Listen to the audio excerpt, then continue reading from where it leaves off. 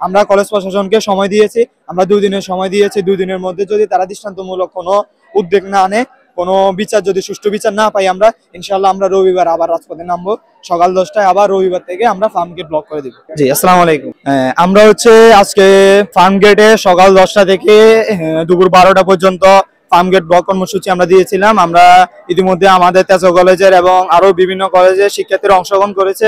আমরা আজকে রাজপথে আমাদের সাকিব হত্যার বিচার চেয়েছি এবং তার জন্য আমরা মাঠে নেমেছি।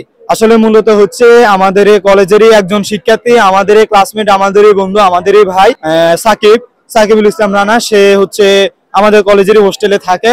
তো কলেজ ছাত্রাবাসে থাকা অবস্থায় ছাত্র দলের মানে রাজনৈতিক ছাত্র দলের দুই গ্রুপের সংঘর্ষের মধ্যেই তার বিনা দোষে সে হচ্ছে এই বলি হয়েছে। আমাদের প্রশ্ন হলো যে আমাদের সাকিব নির্দোষ থাকা সত্ত্বেও কেন তাকে মারা হলো, আমরা এর বিচার চাই। এবং সাকিব হচ্ছে মূলত মাদক দ্রব্য সেবনের বিরোধিতা করতে গিয়ে আজকে তার এই নির্জন প্রাণটা হারালো। তো সেই ক্ষেত্রে আমরা হচ্ছে আমাদের নিরাপত্তাহীনতায় ভুগতেছি। এবং আমাদের কলেজের মধ্যে আমরা প্রায় অনেক ছাত্র, আমাদের সায়েন্স এবং আর্টস কমার্স যারা আছে সবাই, ফার্স্ট ইয়ার সেকেন্ড ইয়ার, আজকে সবাই মূলত এই রাজপথে অংশগ্রহণ নিয়েছে। এবং পাশাপাশি আমাদের বিভিন্ন প্রতিবেশী কলেজ যারা আছে তারাও অংশগ্রহণ করেছে। সকলেরই একই প্রশ্ন, আজকে আমাদের কলেজ যেটা হয়েছে কালকে অন্য কলেজে হবে না, এর নিশ্চয়তা কি? সেজন্য সবাই নিরাপত্তাহীনতায় ভুগে সবাই আজকে রাজপথে অংশগ্রহণ করেছে। এবং সাকিব হত্যার পরে সাকিবকে যখন গুরুতর আহত করা হয়, তারপর সাকিবকে আইসিইউতে নেওয়া হয়। 4 দিন সে আইসিইউতে মৃত্যুর সাথে লড়াই করার পর অবশেষে কালকে দুপুর 12টা 30 মিনিটে সে আল্লাহর ডাকে সাড়া দেয়। এতে আমরা তেজগাঁও কলেজের যারা সাধারণ শিক্ষার্থী আছি আমরা খুবই শোক প্রকাশ করছি এবং খুবই দুঃখের সাথে বলতে হচ্ছে যে আমাদের একটা ভাই আমরা হারাইছি। এবং এটা আসলে আমরা মানে কোনোভাবে কাম্য নয়।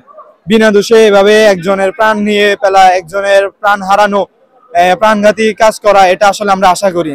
আমাদের কলেজ প্রশাসন এত কিছুর পরেও এখন পর্যন্ত কোনো দৃষ্টান্তমূলক শাস্তি এবং কোনো দৃষ্টান্তমূলক উদ্যোগ নেয়নি এবং সুষ্ঠু বিচারের জন্য কোনো মানে উদ্যোগ নেয়নি। এবং তারা হচ্ছে এত কিছুর পরেও এখন পর্যন্ত কলেজ প্রশাসন চুপ। এখন তারা কেন চুপ, আমরা এটা আসলে একটা প্রশ্নের মধ্যে দাঁড়ায় যে এখনো পর্যন্ত আমাদের এই তেজগাঁও কলেজের একজন সন্তান, এটা তাদেরও সন্তান। আজকে আমার ভাই হারাইছি, কালকে এটা যে আমার সাথে না হবে এমন কোনো নিশ্চয়তা আছে? এমন কোনো কিছু আছে যে কালকে আমার সাথে না হবে? এর কোনো নিশ্চয়তা আছে? কোনো গ্যারান্টি আছে? এটা আজকে আমার সাথে হতে পারে, কালকে আমার ভাই অন্য ভাইয়ের সাথে হতে পারে এবং আমার সহপাঠী যারা আছে তাদের সাথে তো হতে পারতো।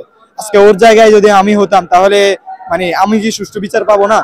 এটা একটা প্রশ্ন দাঁড়ায়, দেশের কাছেও প্রশ্ন দাঁড়ায় এবং আমার কলেজ প্রশাসন তো সবার আগেই প্রশ্ন দাঁড়ায় যে এর বিচার কি আমি সুষ্ঠুভাবে পাবো না? তো যারা হচ্ছে আমাদের কলেজে যেই হোক, যারা এই দৃষ্টান্তমূলক এই যে হত্যাটা চালাইছে, যে 2 জনের নেতৃত্বে হচ্ছে এই জিনিসটা কর্মকাণ্ড, মানে যারা এই সন্ত্রাসী বহিরাগত সন্ত্রাসীরা আক্রমণ করছে এবং যাদের নেতৃত্বে এই হত্যাকাণ্ড চালাইছে, আমরা হচ্ছে এই 2 জনকে অবিলম্বে গ্রেফতার চাই। এবং সুষ্ঠু দাবি আমাদের একটাই যে তাদেরকে গ্রেফতার করে কলেজ প্রশাসন আমাদেরকে নিরাপত্তাহীনতার একটা মানে পাবলিকেশন দিবে যে আমরা আমাদের নিশ্চিত আছি যে আমরা আমাদের নিরাপত্তাহীনতায় ভুগতেছি না।